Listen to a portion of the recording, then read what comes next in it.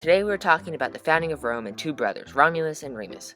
Let's start when they were babies. Here is baby Romulus and baby Remus, except it didn't look like this. The two brothers were left in the wilderness to die when they were toddlers until they were found and raised by a wolf for 5 years. Then they were found by a shepherd and raised for the rest of their childhood by him. Romulus and Remus weren't great kids, but they also weren't delinquents, although they did steal a few sheep back in their day. Romulus and Remus grew up and decided to do a little bit of genealogy. They found that they were related to a king of a town called Alba Longa, or at least he was until a bad guy came and dethroned him, but then Romulus stole back the crown and gave it to his uncle Numitor.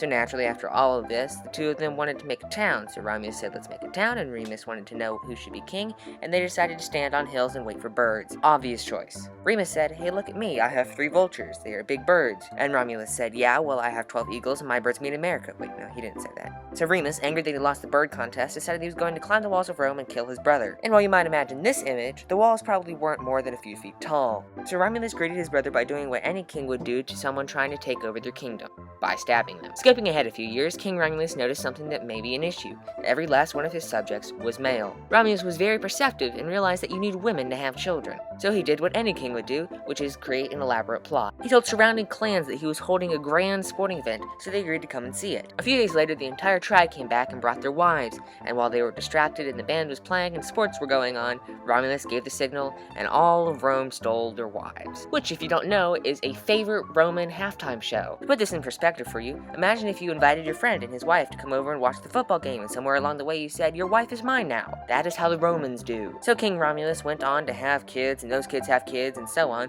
but those kids didn't grow up to become king, because that wouldn't be complicated at all, and we're talking about Roman politics. The legend has it that Romulus did not die, but instead was taken to heaven on a comet, as Dr. Strange Romulus or something. Anyhow, Romulus probably didn't fly to heaven on a comet. Instead, it's more likely that he was assassinated on a rainy night by a senator, the first of many in ancient Rome. So the history of Rome begins with 2 babies, a shepherd, a dethroned uncle, birds, a guy with a vengeance, women, and an assassination.